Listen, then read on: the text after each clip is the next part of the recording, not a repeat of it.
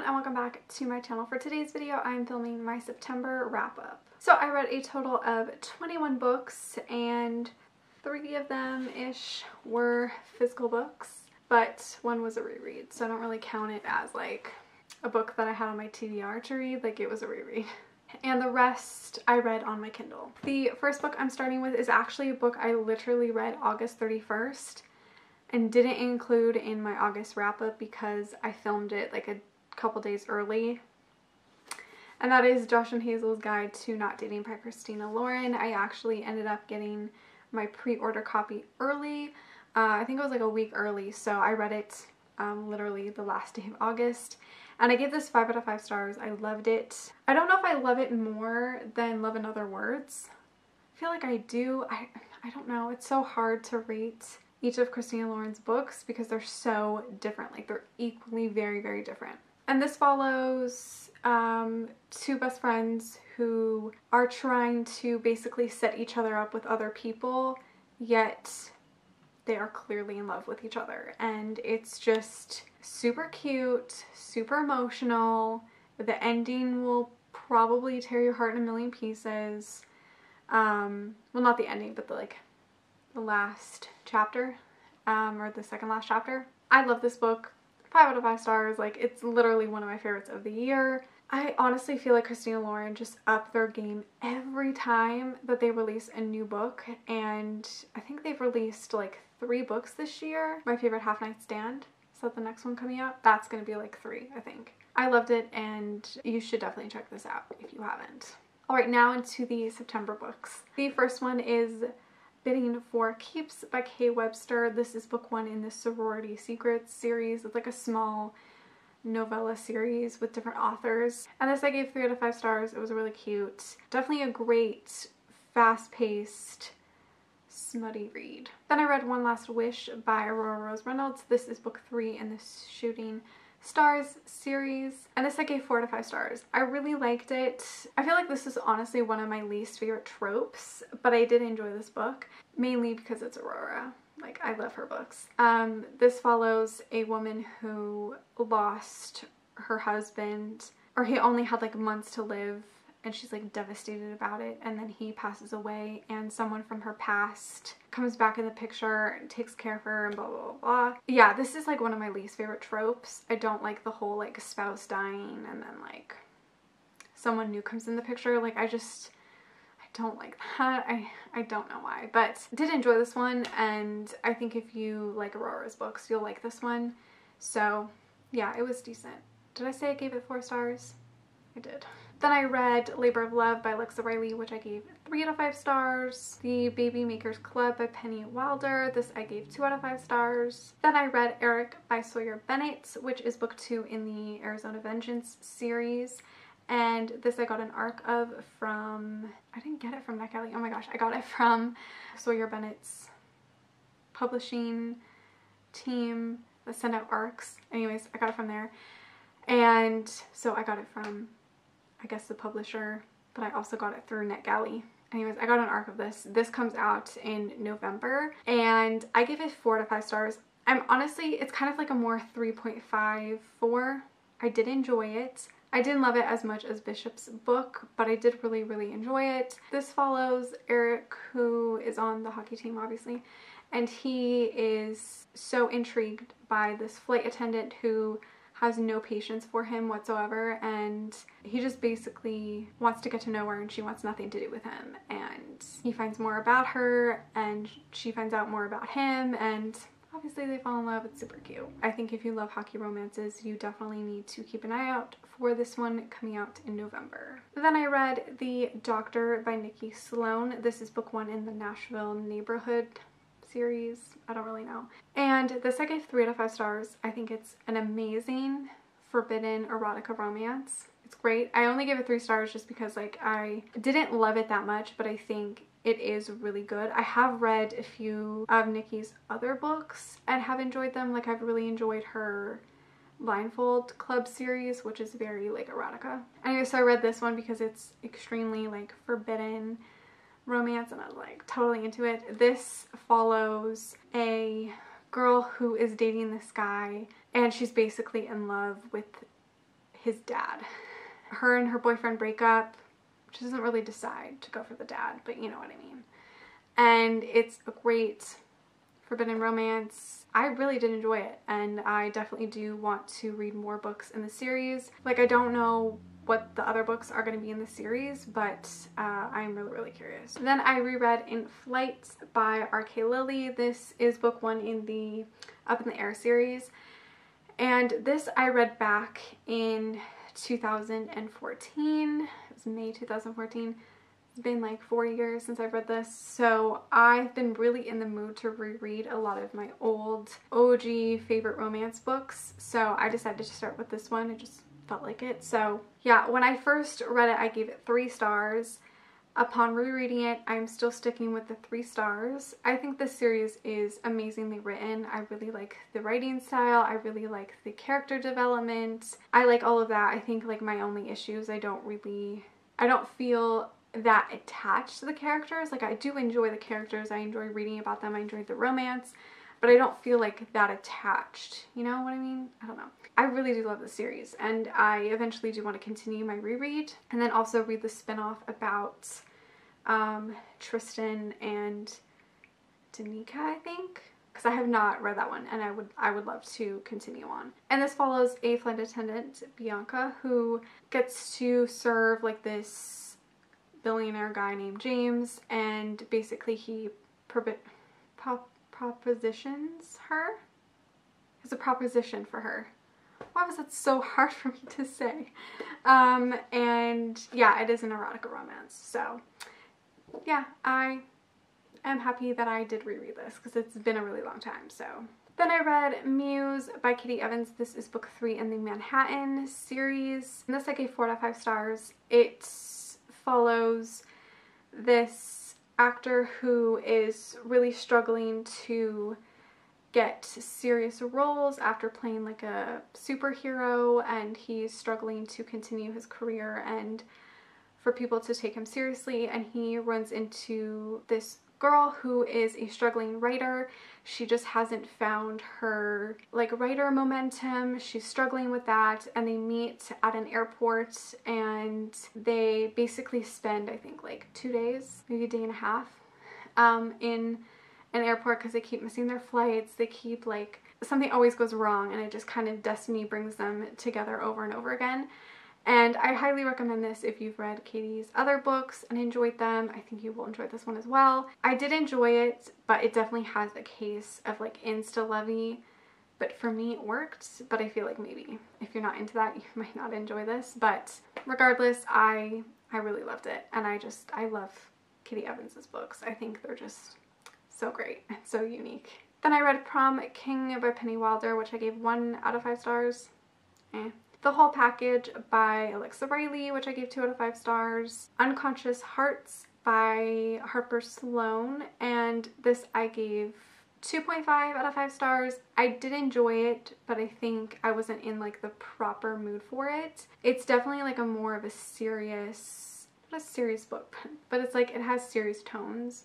I don't know. I did enjoy it, but there was just something about it that I couldn't like necessarily give it 3 stars. Like, it's 2.5, almost 3. It was a good read to escape. It follows this guy and this girl who basically have like a one-night stand. I don't think they actually have sex. I can't remember. But basically they have one night together, and he wants more, and she's like running away from herself basically. Then I went ahead and read Times Convert by Deborah Harkness, which I did not expect to read literally the day I got it, but I read like the first page and I was like, yeah, I'm ready to go back in this world, and I devoured this in a day. I mean, it's not really the biggest book. I think it's like, oh, it's 434 pages, so it's like, it's a decent sized book, and I gave this 4 out of 5 stars.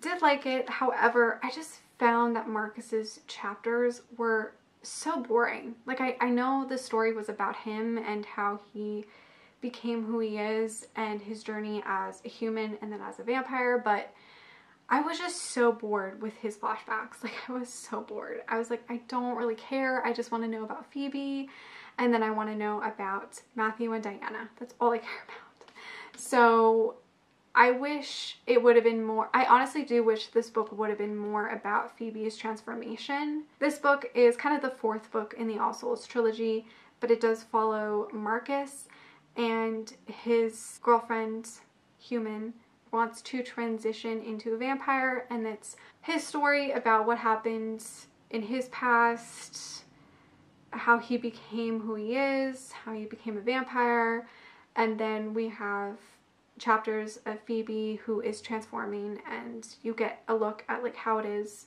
in this world to become a vampire and stuff.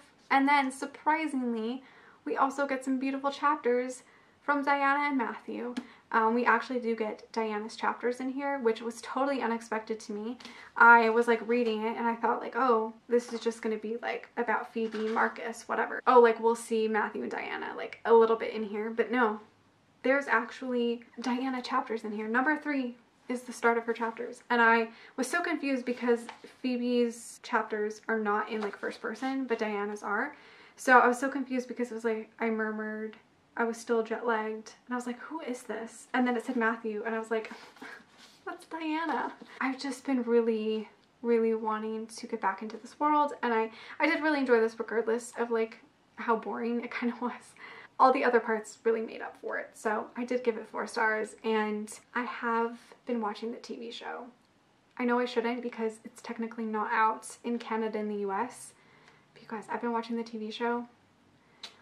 I'm going to talk about it in my TV and movie wrap-up at the end of October. I have to wait another month to talk about it, but oh my god. Anyways, so yeah, this was great. I'm also really hoping that Deborah writes more books in the All Souls world. Like, it doesn't necessarily have to be about like Marcus or Phoebe or Diana and Matthew, but I just love the world. Maybe she'll do a spin-off of the kids or of Gallowglass. I thought she was going to do a book about him originally, and then she did Marcus's book. I don't know, but either way, I want more books in that world. Then I read Redemption by Georgia Cates. This is book 6 in the Sin series, and this I gave 4 out of 5 stars. I really liked it. It was really short and sweet, but I really did like it. You see these characters more in book 1, like A Necessary Sin. You can read them as a standalone, obviously, but you see them, these 2 characters more in the first 3 books. And this follows Leith and Lorna, who have a very complicated relationship. They are in love with each other, but something happened that kind of separated them, and it's them kind of just trying to like not really fall back in love, but like get back together and like move on past their mistakes and their flaws. I think it's really great. It is also somewhat of like a dark, it's not really a dark romance, but it does deal with like Irish mafia. Deals with the mafia. I can't remember what kind of mafia it is, but I know it's like a mafia. And then I devoured a 5-book series, which is insane that I read this in like 3 days, considering I worked those 3 days. I work usually 3 days back to back, and then I read most of these during that time, which I don't even know how that happens. I never read when I'm working. I just focus on working. These books were just so addicting. I read the Dollar series by Pepper Winters, which was recommended to me by a viewer. I can't remember her name, I'm so sorry, but she recommended it to me in my YA contemporary books, I think. And this is not YA. This is like really dark. It's a dark romance, kind of erotica. It's very like, it's very dark. I have read one of Pepper Winters' books before, the Rune and Rule series, or like MC series, whatever that's called. I read that one and sort of enjoyed it, but I have had some of her books on my TBR for the longest time. I have Tears of Tess on my TBR, which I wish I would have known this was a spin-off of that, because I would have read that series first and then read this one, because now I kind of know what happens in Tears of Tess, like a little bit. I'm kind of mad at myself that I wish I would have known it was a spin-off, because I would have read that one first and then this one, but it's alright. I'll just wait a couple years and then I'll read Tears of Tess and I'll like forget. So anyways, the first book is Pennies, and this I gave 3 out of 5 stars. The series is truly like very addictive. Like, you just want to read to see what happens. There's something about it that I'm not like completely in love with. I think just because it is so dark that I'm not like obsessed with it. It's really great series though if you like dark romance. It basically follows a woman who is sold as like a sex slave, and she is sold to this disgusting of a human.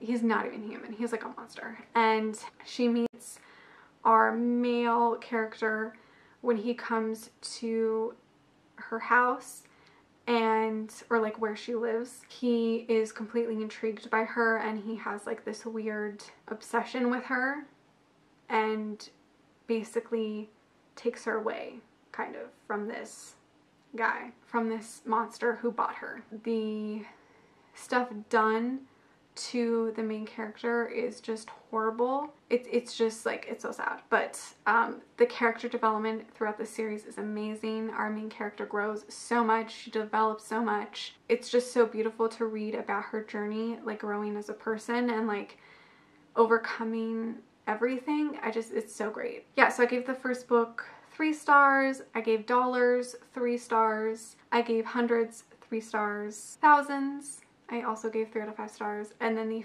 5th book, Millions, I gave 4 out of 5 stars. I really liked the ending to the series. I loved the epilogue. The ending was really, really cute, and I loved the whole like ending. It was just like really beautiful and just wonderful to see a character who was she was used as like a tool basically, and then now she's like having this life, and it's so great. Yeah, it's extremely dark. I don't really recommend it to everybody. I think if you do enjoy dark romance, you should check it out, but it's not like one that I would just recommend to anybody. My only problem with it was the mental illness or like health issue thing. I don't know if it should have been used in this book, like in this series. I'm just worried it's not used in the right light. It seems like one of the characters is dealing with mental illness issue thing. I don't really know. It's a disorder. I just hate that it was kind of like an excuse for like some of the things that he does. I don't know how I feel about that. But regardless, I really did enjoy the series. The series overall, I think I give like a 3.5, almost 4. But yeah, I really did enjoy it. Then I read Marriage Material by Alex Riley, which I gave 3 out of 5 stars. Really did enjoy this one. And then the last book that I read in September was A Nordic King by Karina Halley. And this is like kind of the 3rd book in like her royal series, but they're all standalones, and they have like, I mean, they kind of do connect, but you don't need to read them in order. I haven't, so it's all good. And this one I gave 4 out of 5 stars. I really liked it. This is probably like one of my new faves by Karina. Like, I really, really did like it. It follows our main character who basically becomes a nanny for the king's daughters because his wife passed away, and so she becomes this nanny to these princesses, and it's super cute, it's super adorable, it's super fun, and it also has a really like heartwarming, serious tone to it. I really did enjoy it. I loved the characters. The romance was beautiful. I loved it. Also, if you love age gaps, there's one in here. Check it out. One thing I really did appreciate about this book is, you know, like towards the ending, like there's maybe 2 to 3 chapters left, and there's like usually a conflict that happens where our characters, something happens and it separates them, and then they reunite in like the last chapter. It's always pointless. However, in this book, Karina had a conflict arise in like maybe the 3rd last chapter, and instead of the characters separating and going their own ways, these two stuck together and dealt with things together and overcame it together, and like they just dealt with stuff together. Like there was no separation at any point towards the end, which I truly appreciated, because in so many romance books I just feel like there's always some drama that happens in the end that makes our characters like separate for a little bit because something happened that made them angry, blah blah blah. But no, this did not happen in here, and I truly appreciate it. My only concern was the abrupt epilogue. I don't even know what kind of epilogue that was. Like, what? Like the epilogue started out really cute, and that just went in this weird ending. I don't really understand. Anyways, regardless, this book was really great, and I do totally recommend it. My memory card got full, so if I'm at a different angle, that's why. So those were all the 21 books that I read in the month of September. Let me know how many books you guys read last month and which one was your favorite. Thank you so much for watching. Make sure to give this video a like, subscribe, follow me on all my other social media, and I will see you guys in my next one. Bye!